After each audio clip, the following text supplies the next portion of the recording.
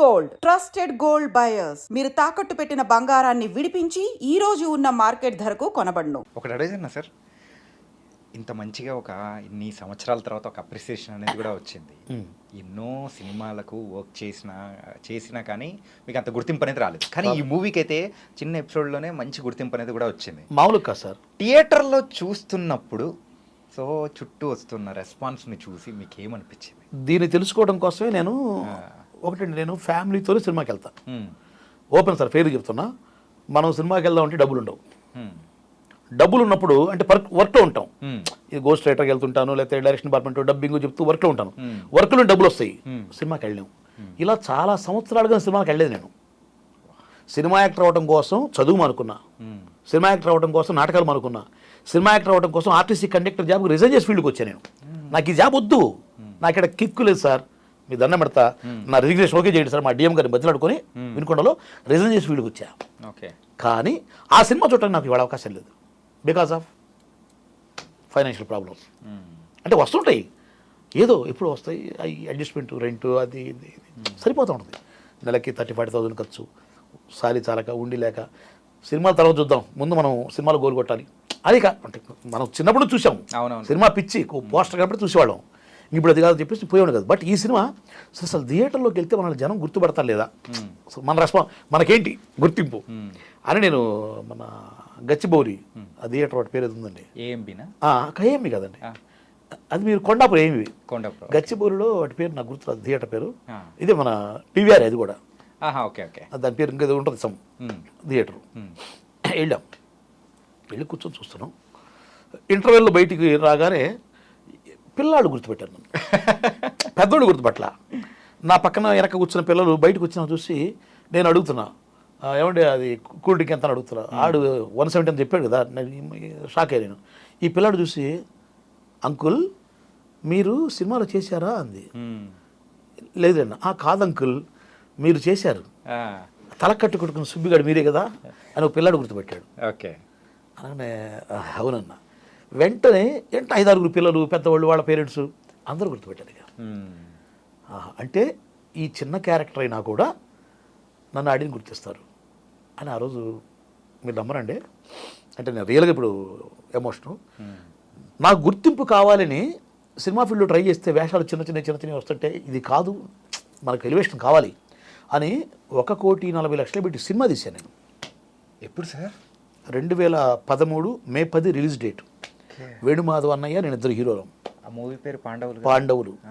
15 మంది comedians, Aditya music, songs మామూలు కాదు. కష్టపడి 3.5 years కష్టపడి సినిమా చేసిన. ఆ సినిమా చేసినా కూడా నన్ను పెద్దగా గుర్తించారు ఆడియన్స్. నన్ను సినిమా చేసాము, రిలీజ్ అయింది, పెద్దగా ఆడలేదు, కొత్త ఫస్ట్ డైరెక్షన్, ఫస్ట్ ప్రొడక్షన్ కానీ అన్ని లోపాలే కదండి, రకరకాల తిప్పలు, ప్రాబ్లమ్స్.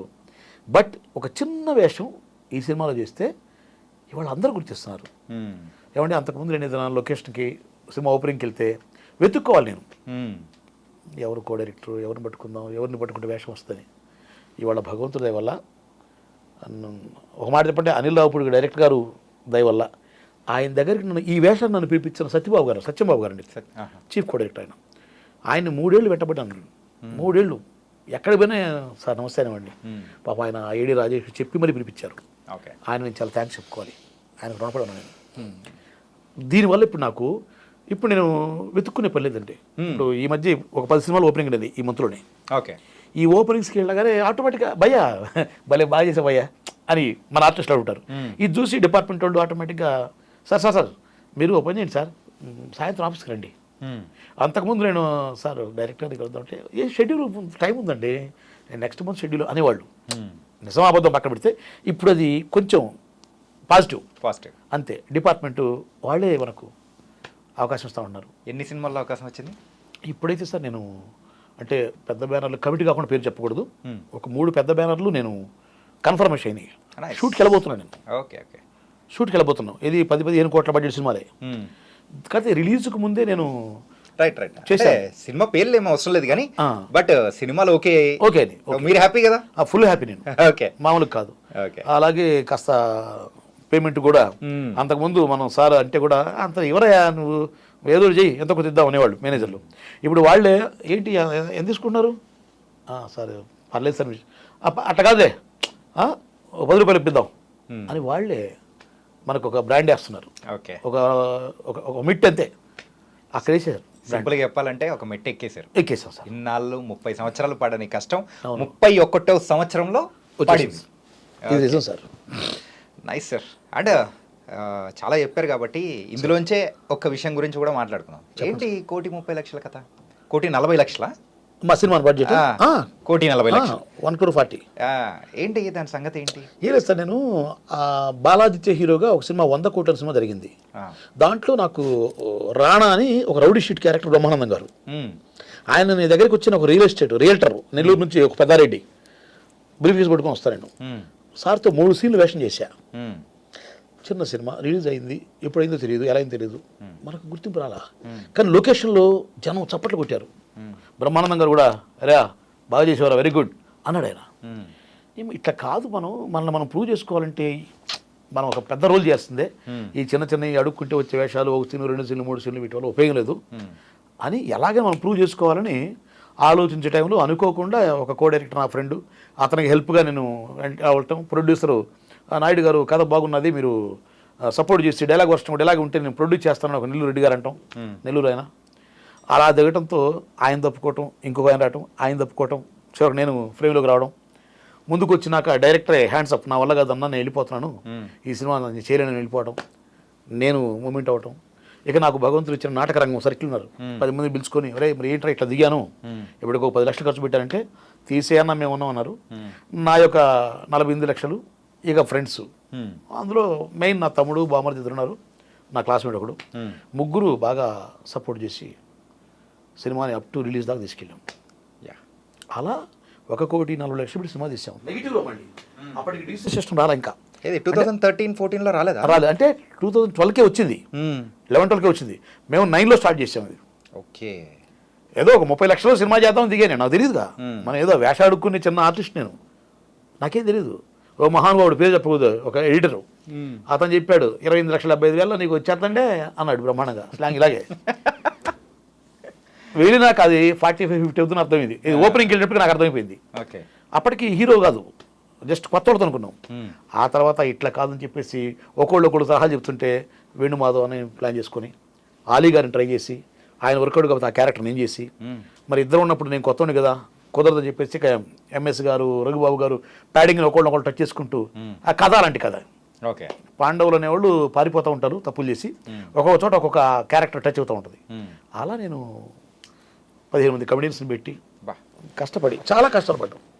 ఒక మాట చెప్పాలి సార్, అంతకుముందు జీవితంలో సంపాదించిన డబ్బు మొత్తం ఆ సినిమాలో పెట్టి లిటరల్గా రోడ్డు మీద పడ్డది నా జీవితం. ఇప్పటికీ కోలుకోలేరు కదా. అంటే నేను వెళ్ళి ఒక 6-7 సంవత్సరాలు మా గుంటూరులో నేనేం సిగ్గుపడినాం, ఒక హోటల్ పెట్టి మా ఆవిడ వంట చేస్తుంటే నేనే కప్పులు కడుక్కొని, నేనే ప్లేట్లు కడుక్కొని, నేనే సప్లై చేసుకొని, నేనే డబ్బు తీసుకొని, నేనే ఛాయలు ఇచ్చుకుంటూ సినిమా పోస్టరు 10-20 ఫ్లెక్సీలు గుంటూరులో 20 ఫ్లెక్సీలు వేయించాను. అటు వేణుమాధవ్ అభినేత్రి, ఇటు నేను జ్యోతి డ్యాన్స్ స్టిల్స్ పోస్టర్ డిజైన్ చేయించాను ప్రమాణంగా. After 3 months Guntur inner ring road hotel పెట్టుకొని నేను కప్పులు కడుక్కున్నా. 6 years లిటరల్గా డిసైడ్ మనం తప్పు చేయకూడదు, కానీ మళ్ళీ ఫీల్డ్కి వెళ్ళాలంటే ముందు ఈ ప్రాబ్లం నుంచి బయటపడాలి. కానీ సార్ ఒక్కసారి అంత పెద్ద దెబ్బ పడిన తర్వాత కూడా మళ్ళీ రావాలి, నిలదొక్కోవాలి అని చెప్పేసి మీకు ఎలా అనిపించింది? అంటే ఎలా అంటే నాకు తెలియదు సార్, చిన్నప్పుడు 2nd క్లాస్ నుంచే నాకు నాటకాలు యాక్టింగ్, మా నాన్నగారు పౌరాణిక ఆర్టిస్ట్ రామాంజనేయుడు ఆంజనేయుడు అనమాట, అట్లా నాకు జీన్స్లో ఉంది. నాకు ప్రాక్టికల్గా 2వ తరగతిలో నాయనాపురి వచ్చే కథను నాటిక రాశాను, 3వ తరగతిలో ఝాన్సీ లక్ష్మీబాయి బుర్రకథ చెప్పాను, 4వ తరగతిలో అల్లూరి సీతారామరాజు ఏకపాత్ర ఆడాను, 5th క్లాస్లో దుర్యోధన ఏకపాత్ర ఆడాను, 8th క్లాస్లో వీరపాండ్య కట్టబ్రహ్మణ టైటిల్లో నాటకం, 8 రంగాల నాటకం. అందులో అసలు ఒక డైలాగు చెప్తాను మీకు నేను. ఎన్టీ రామారావు ఫ్యాన్స్ మనం చిన్నప్పుడు మనకేమి తెలియవు. ఎన్టీఆర్ కత్తి, నాగేశ్వరరావు సుత్తి అనేవాళ్ళం మేము. మా అప్పుడు ఈ జమ్ము పుల్లలు తీసుకొని కత్తి ఫైటింగ్ చేసేవాళ్ళం. అందులో ఇవాళ మనకు మేజర్ చంద్రకాంత్ సినిమాలో ఎలా అయితే ఆయన తీసుకొచ్చారు రామారావు గారు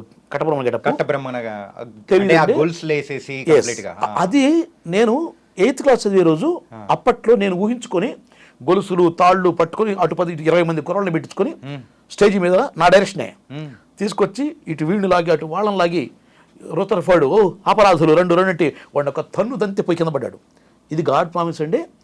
నేను 81 80s ఆ టైంలో అనుకుంటుంది, 82 అది 82 అండి, 82 సినిమాకి అంటే సినిమా రంగంలోకి వచ్చే ముందు 8th క్లాస్ 82లో నేను 8th క్లాస్ ఉన్నప్పుడు ఓకే పిల్లాడిని. అప్పుడు నేను డైరెక్షన్ చేసి రోతరపడు తనటం సేమ్ సినిమా చూస్తే వాడు అదే ఉంది. అది యాదృచ్ఛికం. అంటే మనం కథ ఊహించుకున్నాం, బలవంతుడు కాబట్టి వీళ్ళని ఇట్లాగాడు వీళ్ళని ఇట్లాగాడు ఎదురుగా రాంగవాడు తన్నాడు అని ఊహించుకున్నా. తన్ని ఒక డైలాగ్ ఉంటుంది. అప్పుడు చిన్నప్పుడు యాక్టింగ్ తెలియదండి, రామారావు గారు యాక్టింగే మాకు యాక్టింగ్. అప్పుడు ఒక డైలాగ్ చెప్పాను అతను. అప్పుడైతే ఓ అపరాధులు రెండు రెండు అంటాడు. ఎవరు అపరాధులు? సువిఖ్యాతము సుసంపన్నము అయి విజ్ఞానము వేదంతము విశ్వానికి వెదతల్లి గతిలేని మీ విదేశీల పాలిట అన్నపూర్ణ అయి కడుపు నింపుతూ ఖ్యాతిగంచిన మా దేశానికి వచ్చిన అయ్యా చెక్కులు మీరు. నేడు మా మాత హృదయంలో చిచ్చు పెట్టి రెచ్చకొట్టి ముచ్చట చూసి మురిచిపోతున్న మీరు మీరు అపరాధులు. ఇది రామారావు డైలాగ్ 8th క్లాస్లో. జీవీజీకే రెడ్డి గారని మాకు 400 ఎకరాల పొలం హాస్టల్కి ఇచ్చారు వాళ్ళ ఫ్యామిలీ తరతరాల నుంచి. ఆ హాస్టల్ చదువుకుంటాం మేము. హాస్టల్ యానివర్సరీకి నాతో ఆడిచ్చారు, మాతో నాటికి ఆడిచ్చారు నాటకం. కానీ అట్లా సార్ నాకు చెప్పారు సార్. కానీ నేను ఇంకా ఆ ట్రాన్స్లో ఉన్నాను తెలుసా. మీరు నమ్మరు. తర్వాత విలేజ్ నాటకాలు అంటే కోడినాగని భాషా గారి నాటకం. కోడినాగ్ విన్నాం. ఎంఏ భాష తెనాలి ఆయన లేరు, ఆయన నాటకం. అందులో డైలాగ్స్ ఆణిముచ్చారండి. ఇవాళ అంతా మారిపోయింది అనుకోండి. బట్ ఒకటండి, ఇవాళ సినిమాల్లో ఇప్పుడు వస్తున్న పుష్ప 2 కావచ్చు, లేకపోతే గంచంద్ర కావచ్చు, దీనికి ముందు బాలకృష్ణ గారు చిరంజీవి గారు ఇంద్ర సమరసింహారెడ్డి సినిమాలు ఉన్నాయి కదా, ఇవన్నీ కూడా ఇప్పుడు ఇప్పుడు ఇప్పుడు వస్తున్న మాస్ సినిమాలోనే ఈ మాస్ యాక్షన్ ఇది మొత్తం కూడా మేము నాటకాల్లో 85 86 89 ఆ టైంలో మేము చేసామండి. అది ఇప్పుడు రిపీట్ అవుతుంది. ఓకే, బోయపాటి గారిది అయితే పక్కా అండి. మా నాటకాలకు లెజెండ్ డైలాగ్ తీసుకోండి, ఏం తీసుకోండి, సింహ డైలాగ్ తీసుకోండి, అసలు ఆ క్యారెక్టరైజేషన్ తీసుకోండి, ఆ ఎలివేషన్స్. మేము నాటకాల్లో మాస్ నాటకాలు వాస్తవంగా పరిషత్తు నాటకాలకి మాస్ నాటకాల తేడా ఉందండి. ఒక మగాడి భార్య పతివ్రత అంటే పరిషత్తు నాటకం అండి. వ్యభిచారి వెలయాలంటారు కదా, సాని కుప్పలు ఉంటారు కదా, అది సాంఘిక నాటక రంగం అనే అంత వేరియేషన్ ఉంటుంది. పరిషత్తు వాళ్ళు మా సాంఘిక నాటక వాళ్ళని అంత చీపు చూసేవాడు అప్పట్లో. ఓకే, నేను రెండూ చేసేవాడిని. మా గోళ్ళపాటి గారి ద్వారా పరిషత్ నాటకాలు, ఫుడ్ కోసం ఉంది పూర్ ఫ్యామిలీ, ఫీడింగ్ కోసం నాటకాల డైరెక్షన్. ఇవాళ పరిషత్తు కాదు, ఈ కమర్షియల్ విలేజ్ మాస్ నాటకాల్లో ఏ యాక్షన్ అయితే ఉందో అది ఇప్పుడు సినిమాలో వచ్చిందండి. కానీ ఇండస్ట్రీలో కూడా ఎవరైతే మాస్ హీరోగా గుర్తింపు తెచ్చుకుంటారో వాళ్ళకు లాంగ్ లాస్టింగ్ అనేది కూడా ఉంటుంది కదా. మాస్ హీరోగా నిలబడ్డారంటే అంతే తరాలు అన్నట్టు కూడా నిలబడిపోతుంది. మాస్ ఎలిమెంట్స్ లేకనే కదా సార్ ఉదయ్ కిరణ్ గారు, తరుణ్ గారు వీళ్ళంతా పక్క వెళ్ళిపోయింది పాపం. మంచి లవర్ బాయ్స్ వాడు. బట్ మాస్ ఎలిమెంట్స్ లేవు. మాస్ ఎలిమెంట్స్ ఉండబట్టే రవితేజ గారు అలరపిరిలో ఆహో అని ఆయన పాట పాడుతుంటే జార్జ్ డమ్స్ కొట్టాడు గడ్డ పెట్టుకొని. ఎవరో అనుకునేవాళ్ళం మనం. మరి వాళ్ళు ఆయన ఎక్కడున్నాడు? ఓన్లీ మాసే. రవితేజ గారు చేసే కామెడీ కానీ ఏదైనా అల్టిమేట్ కదా. సో మాస్ ఎప్పుడు అది దానికి ఎస్టాబ్లిష్మెంట్ ఉంటుందండి.